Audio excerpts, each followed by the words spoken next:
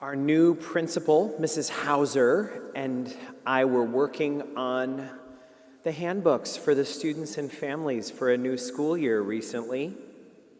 The handbook is basically like, here you go, kiddos. Here's the rules. Here's the uniform that you wear. Here's how it should look. Here's what you wear on a gym day. Here's the jewelry you can wear. Here's the do's and the don'ts. Here's the earliest you can show up, and here's the latest you can show up before you're tardy. Should be easy, right? First reading makes it sound that way. Moses makes it sound like, oh God, thank you for all of these rules and laws. Let us now follow them. If only it were that easy. Jesus knows that people never follow the law perfectly. And that's what he talks about in the gospel today. It's as if he says, you do notice that no one follows the law perfectly. And a couple of religious people spoke up and said, just a minute, we actually do. We do. We follow it perfectly. And Jesus says, oh, do you? Give me an example of how perfectly you follow it. Well, we wash our hands before we eat. And we follow all the rules about kitchen things, and we are very, very diligent. And Jesus says, you know, it sounds like you're very, very focused on the nitpicky things. But why are you so nasty to people? How come everyone in town knows to cross the street when they see you coming?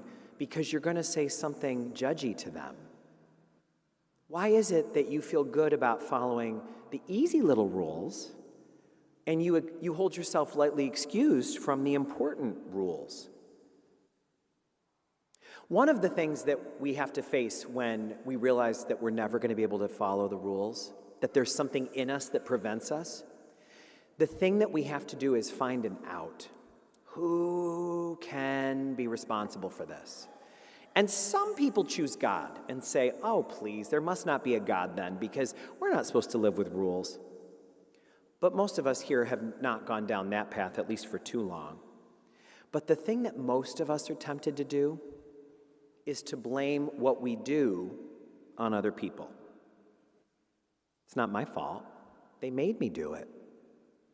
That's a very typical thing that we fall into. It's not my fault. I wouldn't have done that if they didn't make me do that. Abusive people have been using that trick for the longest time. You made me hit you, they'll say, in the worst version of it. They'll say things like, look at what you made me do. Sometimes they'll say things like, I wouldn't drink if you weren't so hard to live with. But of course, when we hear that, most of us go, wait just a minute here. That's not right. You can't blame other people for your actions. Jesus wants to point that out tonight. He says, everything that you're struggling with, that you want to blame on outside factors, is actually going on inside. I know it's not pleasant news, he says. I know that you wish that weren't true, but it's actually going on inside of you. The call is coming from inside the house. And there are three categories of things that come up in this reading that are coming from within. The way we act, the way we feel, and the things that bother us about other people. All of that is going on inside. We wish that it were going on outside because that would be a lot easier. We wish we could blame it on outside forces. But Jesus says, That's an old, tired trick. It's going on inside. No one makes us drink. No one makes us hit other people. And no one makes us cheat. But that's pretty simple. It's the next layer and the layer after that that's a little harder. Once we're willing to accept that no one else can be responsible for my actions, then we have to get to this level. No one else is responsible for my feelings. That's a harder one. You just make me so mad, we'll say. But anyone who's ever gone to couples counseling has learned early on about I statements. You're not allowed to start a statement with you, not if you're looking to make progress. You have to start with I. Here's how I feel. And so the way those statements go, many of you have either heard this in TV shows or maybe you've been to counseling yourself and heard this very simple wisdom.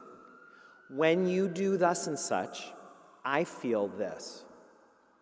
You name what they're doing, and then you take responsibility for your feelings about it. That has gotten to be such universal wisdom, they actually teach it in schools now. And I think that's a really good thing. When you do this, that's your choice. Then that causes me inside to feel this. I feel this when you do that. My feelings, your actions, not the same thing.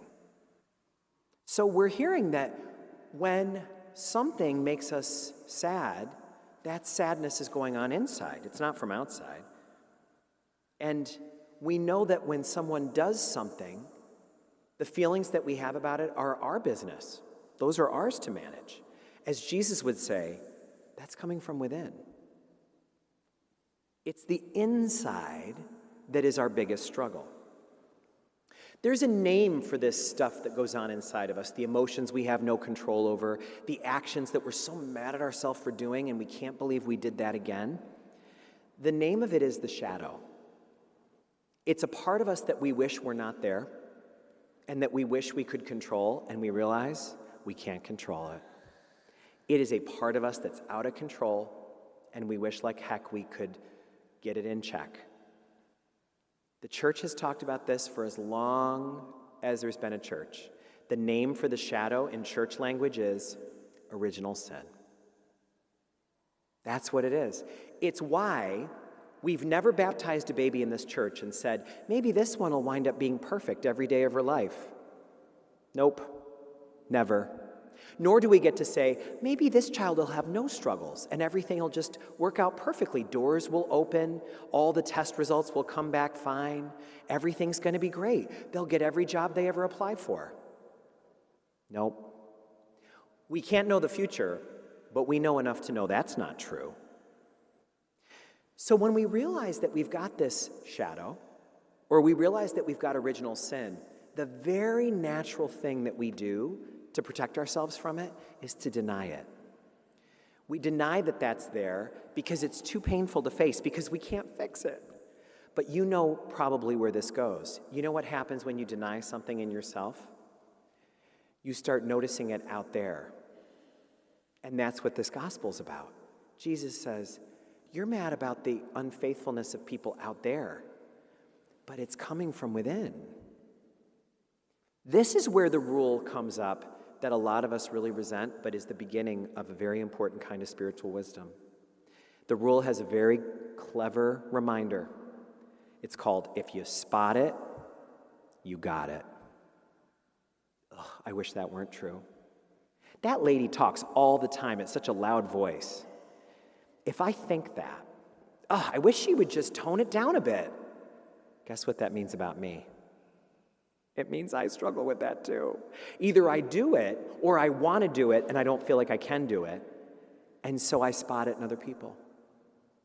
Actually, that phrase has a follow-up too. You spot it, you got it, is followed with, if it makes you mad, you got it bad. Oh, I wish that were true.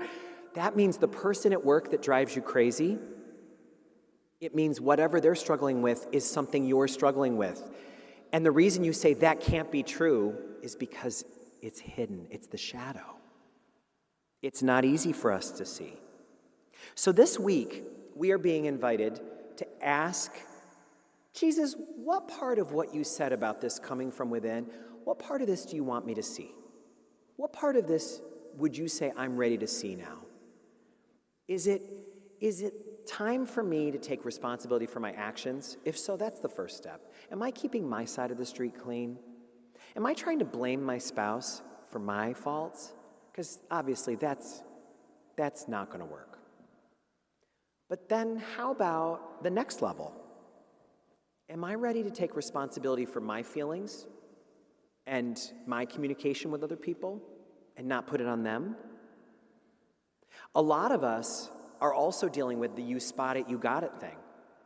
There's a lot of us that found it a lot easier during tonight's homily to think of our spouse's problems than our own, because if we're married to somebody, we can name theirs really easily.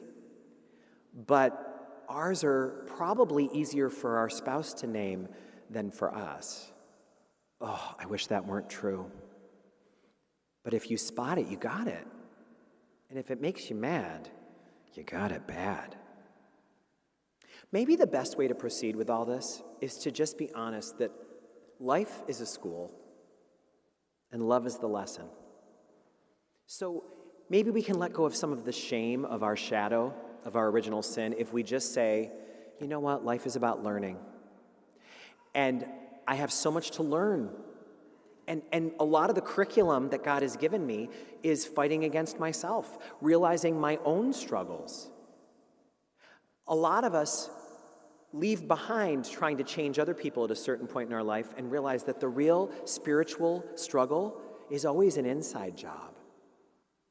And life is a school, and love is the lesson. And our struggles and our weaknesses are the curriculum that God has given us. So maybe if we think that way, we wouldn't have to beat ourselves up so much for our shadow. And think of how much easier living with other people would be for us, too.